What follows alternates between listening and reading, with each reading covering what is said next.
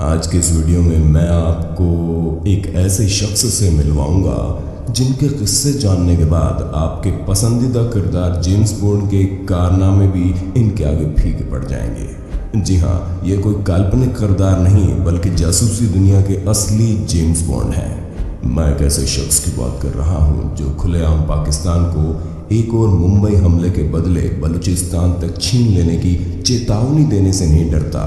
एक ऐसा जासूस जो पाकिस्तान में खुद 7 साल मुसलमान बनकर रहा हो और वहां रहकर भारत देश के लिए जासूसी की हो और जिसने अपने देश की रक्षा करने की कसम खाई हो और उसकी रक्षा के लिए हमेशा प्रतिबद्ध रहा हो, जिसकी बेजोड़ रणनीतियां आतंकवादियों के लिए एक डरावने सपने की तरह है, जिसने पाकिस्तान को थर-थर कांपने पर मजबूर कर दिया हो।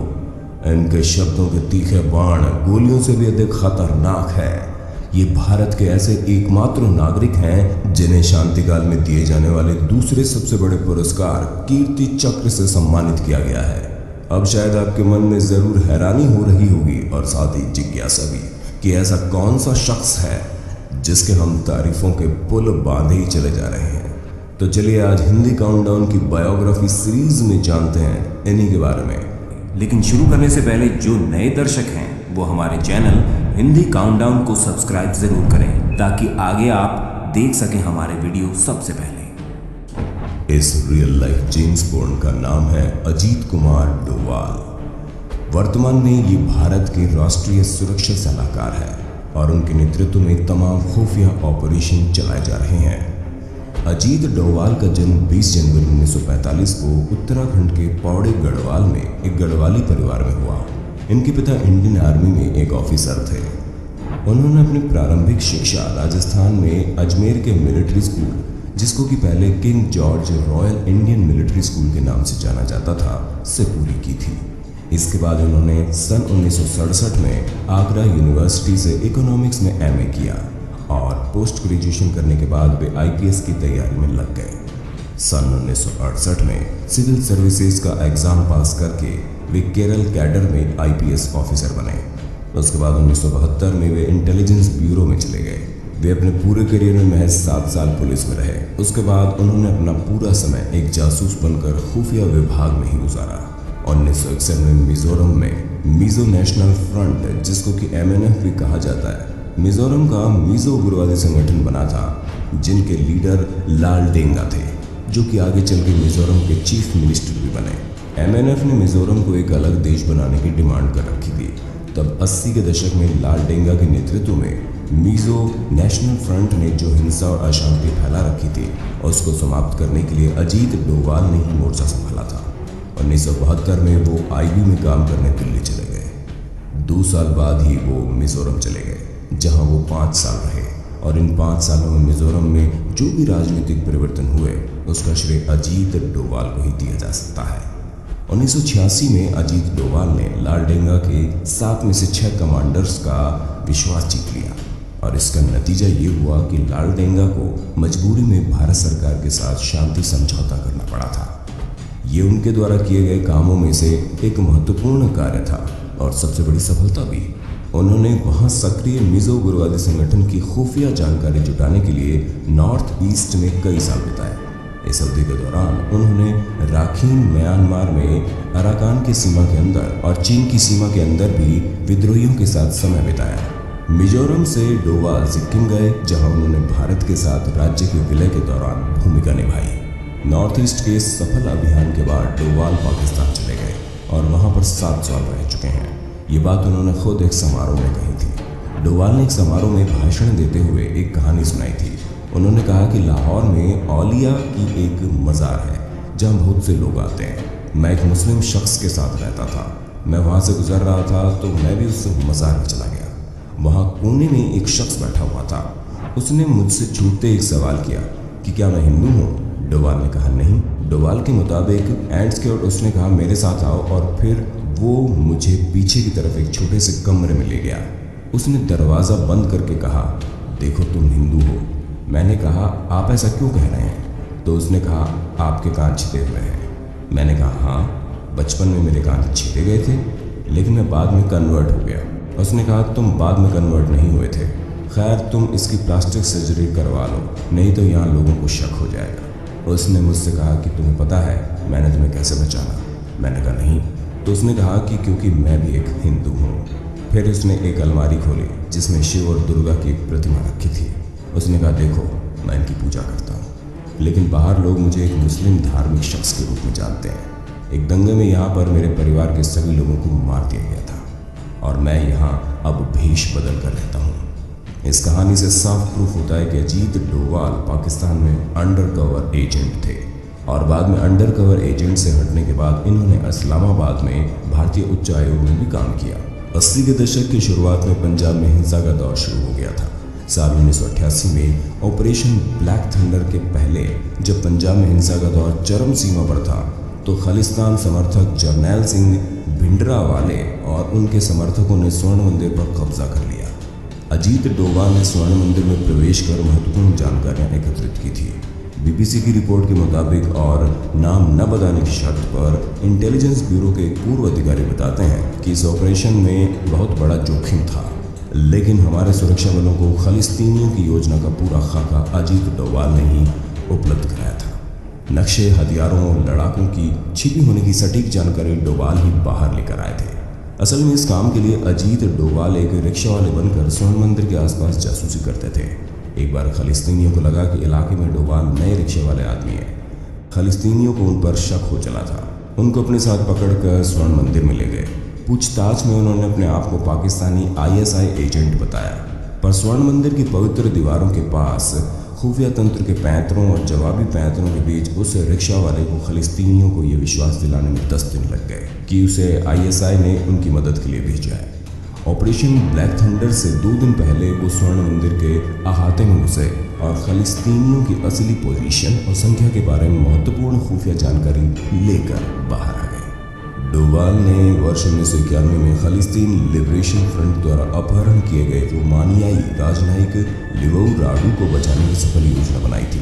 इसके अलावा कश्मीर में भी अजीत डोवाल का काम कुछ जानने लायक था।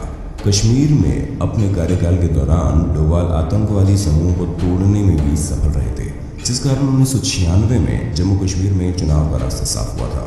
वो कट्टर कश्मीरी आतंकवादी कूका पार्रे का ब्रेन वॉश कर विश्वास जीतने में कामयाब रहे, जिसने कि इखवान नामक भारत समर्थक आतंकवादी गिरोह बनाया था। साल 1999 में जब इंडियन एयरलाइंस की IC-814 को काठमांडू में हाईजैक कर लिया गया था, अपहरण करने वाले विमान को अफगानिस्तान के कंधार में ले गए थे। उन्होंने विमान में सवार 180 यात्रियों को बंधक बना लिया था। तब डोवाल ने सरकार के प्रतिनिधि के रूप में तालिबान से बातचीत करने वाले भारतीय दल में शामिल हो गए थे। उन्होंने खुलासा किया कि पाकिस्तानी ISI ने तालिबान की सहायता नहीं की और यही वजह रही कि आतंकवादी अपने मिशन में सफल नहीं हो पाए थे। सिर्फ यही नहीं, अजीत डोवाल ने 1971 और 1999 के बीच इंडियन एयरलाइंस के विमान के 15 अपहरणों को रोका था। इसके अलावा सन 2004 से पहले अजीत डोवाल ने मल्टी एजेंसी सेंटर और joint task force on intelligence की स्थापना की थी, जिसका मकसद था कि 2 अलग अलग संस्था को एक ही मंच पर लाना और एक साथ मिलकर आतंकवाद का मुकाबला करना। यही नहीं, डोवाल ने यासीन मलिक, शबीर शाह, पाक समर्थक सैयद अली शाह गिलानी को बातचीत के लिए मजबूर किया ताकि शांतिपूर्ण युद्ध का हल निकले, यानी कि वे एक तरह से मनोवैज्ञानिक युद्ध के भी मास्टर थे। 2004 में मनमोहन सिंह के नेतृत्व वाली UPA सरकार ने डोवाल को IB यानी कि इंटेलिजेंस ब्यूरो का प्रमुख बनाया। असल में डोवाल को जनवरी 2005 में इस्तीफा देने के लिए मजबूर किया गया था, क्योंकि तत्कालीन NSA MK नारायणन ने अपने पूर्व कर्मचारी अधिकारी ESL नरसिम्हन को अगले IB प्रमुख के रूप में चुना था। 2009 में NSA बनने से पहले डोवाल ने विवेकानंद इंटरनेशनल फाउंडेशन की स्थापना की थी, जो कि पूर्व जासूस प्रमुखों और डिप्लोमेट्स का एक थिंक टैंक ग्रुप है। विवेकानंद फाउंडेशन को राष्ट्रीय स्वयंसेवक संघ के थिंक टैंक के तौर पर भी जाना जाता है। मोदी सरकार ने डोवाल को रिटायरमेंट से बाहर निकाला और उन्हें 30 मई 2014 को भारत का 5वां NSA बना दिया गया। जून 2014 में जब 46 भारतीय नर्सें इराक के तिकरित के एक अस्पताल में फंसी हुई थी, तो डोवाल ने इन 46 भारतीय नर्सों की रिहाई के लिए नेतृत्व किया था। डोवाल ने 25 जून 2014 को इराक के लिए एक टॉप सीक्रेट मिशन की उड़ान भरी। इन्होंने इराक जाकर इराकी सरकार में हाई लेवल कॉन्टैक्ट्स बनाए और 5 जुलाई 2014 को आतंकवादियों ने एरबिल शहर में नर्सों की रिहा कर दिया। बाद में नर्सों को इंडियन एयरलाइंस के एक विशेष विमान से भारत के कोच्चि में उनके घर वापस लाया गया। सलमान खान की फिल्म टाइगर जिंदा है इसी घटना से प्रेरित है। मणिपुर के चंदेल जिले में उग्रवादियों ने 4 जून 2015 को भारतीय सेना के काफिले पर हमला कर दिया था। उत्तर पूर्वी भारत में अब तक हुए इस भीषण हमले में 18 जवान शहीद हो गए थे। इसके जवाब में भारतीय सेना ने अपने खास सैनिकों की टुकड़ी को म्यांमार सीमा के अंदर भेजकर उन उग्रवादियों को मुंह तोड़ जवाब दिया था। भारतीय सेना के इस मिशन को ऑपरेशन हॉट पैराशूट का नाम दिया गया। उस समय राष्ट्रीय सुरक्षा सलाहकार रहे अजीत डोवाल ने सेना प्रमुख जनरल दलबीर सिंह सुहाग के साथ मिलकर इस सैन्य अभियान की योजना बनाई थी। डोवाल के नेतृत्व वाले इस मिशन में सेना जिसने 40 मिनट के भीतर ऑपरेशन समाप्त कर दिया, जिससे 38 नागा विद्रोही मारे गए और 7 घायल हो गए थे और ऑपरेशन पूरी तरह सफल रहा था। पाकिस्तान के खिलाफ सर्जिकल स्ट्राइक के दौरान वो सबसे ज्यादा चर्चा में आए। ये डोवाल ही थे जिन्होंने उरी आतंकी हमले का बदला लेने के लिए सर्जिकल स्ट्राइक के मास्टरमाइंड का श्रेय दिया जाता है। इन्होंने डोकलाम गतिरोध को समाप्त करने में मदद की और उत्तर पूर्व में विद्रोहियों से निपटने के लिए निर्णायक फैसले किए। पुलवामा हमले का बदला लेने के लिए बालाकोट के जेएम शिविर में वायुसेना के हवाई हमले में भी इनका ही हाथ था। उन्हें पाकिस्तान के संबंध में भारतीय राष्ट्रीय सुरक्षा नीति में सैद्धांतिक बदलाव के लिए बड़े पैमाने के रूप में श्रेय दिया जाता है, जो कि डिफेंसिव से डबल स्क्वीज स्ट्रेटजी है, जो कि वर्तमान समय में भारत की एक सुरक्षा नीति है। ये एक रणनीति है जिसके परिणाम स्वरूप प्रमुख आतंकवादी हमलों के बाद पाकिस्तानी आतंकवादियों पर भारतीयों ने पलटवार किया है। इसलिए अनुमान लगाया गया कि सितंबर 2016 में पाकिस्तान में भारतीय सर्जिकल स्ट्राइक उनके दिमाग की उपज थी, जो भारत के लिए शत्रुतापूर्ण लक्ष्यों को बेअसर करने में बेहद प्रभावी रहा था। डोवाल को राजनयिक चैनलों और बातचीत के माध्यम से डोकलाम स्टैंड ऑफ को हल करने का भी श्रेय दिया जाता है, जो कि उन्होंने विदेश सचिव एस जयशंकर और चीन में भारतीय राजदूत विजय केशव गोखले के साथ मिलकर किया था। उसी समय चीनी पक्ष की तरफ से मंत्री स्तरीय वार्ता के लिए जोर देने के बाद उन्हें उसी साल सितंबर में राज्य मंत्री का दर्जा भी दिया गया। अक्टूबर 2018 में उन्हें स्ट्रेटेजिक पॉलिसी ग्रुप का चेयरमैन के रूप में भी नियुक्त किया गया था, जो कि राष्ट्रीय सुरक्षा परिषद में 3 स्तरीय संरचना का पहला स्तर है, साथ में डिसीजन मेकिंग बॉडी भी है।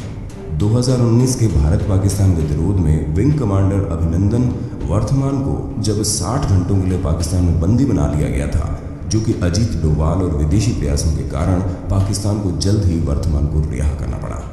यही नहीं, 370 हटने के बाद डोवाल खुद जमीन पर उतरकर काम करते हुए दिखाई दिए और स्थानीय लोगों से बातचीत कर उन्हें समझाते हुए दिखे कि उनके पास एकमात्र विकल्प भारत और उसका विकास का मॉडल है। बोलते बोलते मेरा मुंह थक गया है, लेकिन इनकी उपलब्धियां खत्म होने का नाम नहीं ले रही।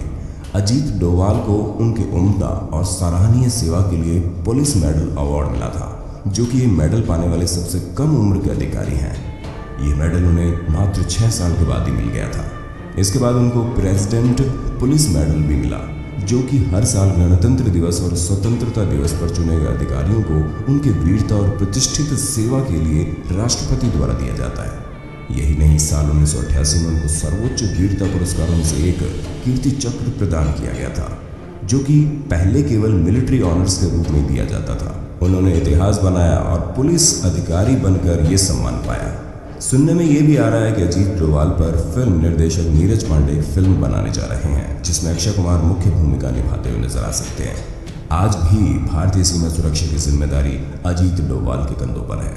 जब हमारा देश और हमारी सुरक्षा अजीत डोवाल जैसे हाथों में है, जो कि देश की सीमा पर ना रहकर भी हमारी सुरक्षा के लिए 24/7 और साल के 365 दिन लगे हुए हैं, इसलिए अब आप समझ गए होंगे कि हमने क्यों कहा कि भारत के राष्ट्रीय सुरक्षा सलाहकार डोवाल के कारनामों के आगे जेम्स बॉन्ड के किस्से भी फीके नजर आते हैं।